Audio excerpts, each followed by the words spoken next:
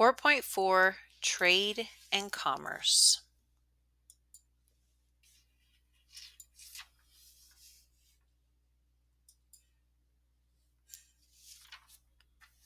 What brought most people to towns were businesses, meaning trade and commerce. As trade and commerce grew, so did towns.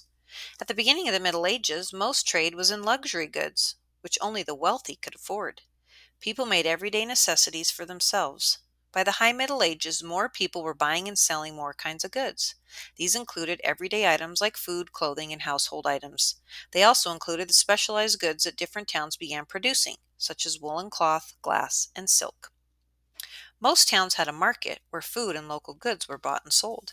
Much larger were the great merchant fairs, which could attract merchants from many countries. A town might hold a merchant fair a couple times a year. The goods for sale at large fairs came from all over Europe and the East. With the growth of trade and commerce, merchants grew increasingly powerful and wealthy. They ran sizable businesses and looked for trading opportunities far from home.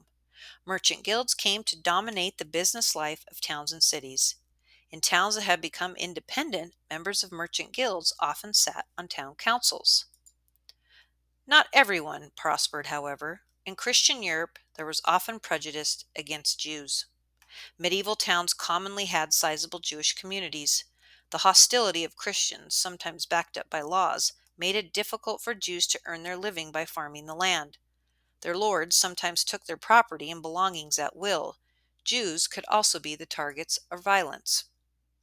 One opportunity that was open to Jews was to become bankers and moneylenders. This work was generally forbidden to Christians because the church taught that charging money for loans was sinful. Jewish bankers and moneylenders performed an essential service for the economy. Still, they were often looked down upon and abused for practicing this wicked trade. Homes and households. Medieval towns were typically small and crowded. Most of the houses were built of wood. They were narrow and could be up to 4 stories high. As wooden houses aged, they tended to lean. Sometimes two facing houses would lean so much they touched across the street. Rich and poor lived in quite different households. In poorer neighborhoods, several families might share a house. A family might have only one room where they cooked, ate, and slept. In general, people worked where they lived. If a father or mother was a weaver, for example, the loom would be in the home. Wealthy merchants often had splendid homes. The first level might be given over to a business, including offices and storerooms. The family's living quarters might be on the second level, complete with a solar, a space where the family gathered to eat and talk. An upper level might house servants and apprentices. Even for wealthy families, life was not always comfortable. Rooms were cold, smoky, and dim. Fireplaces were the only source of heat as well as the main source of light.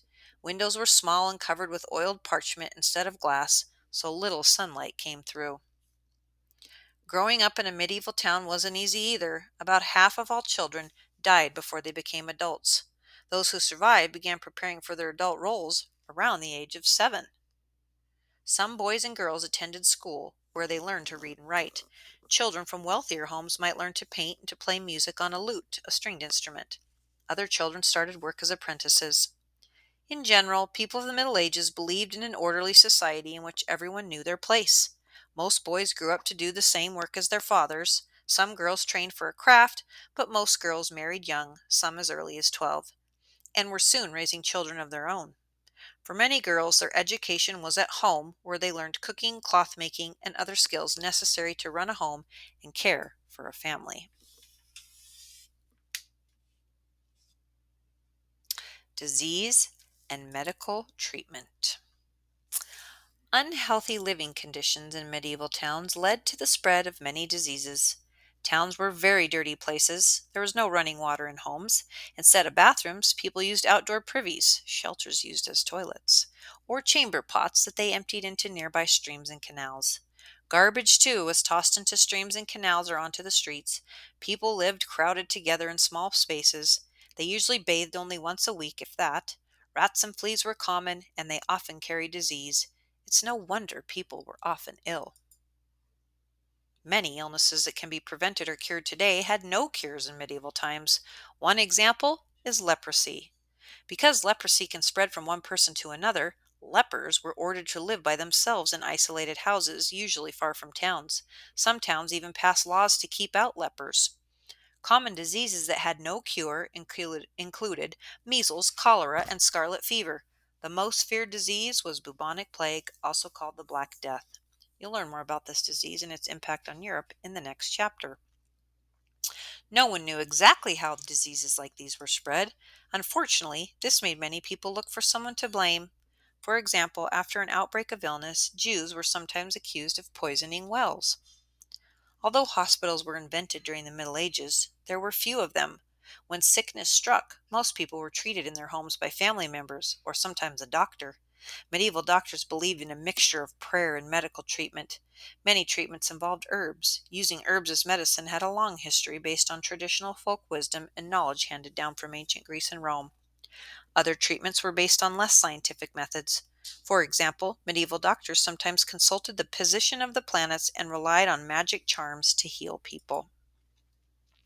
Another common technique was to bleed patients by opening a vein or applying leeches, a type of worm, to the skin to suck out blood. Medieval doctors believed that bloodletting helped restore balance to the body and spirit. Unfortunately, such treatments often weakened a patient further.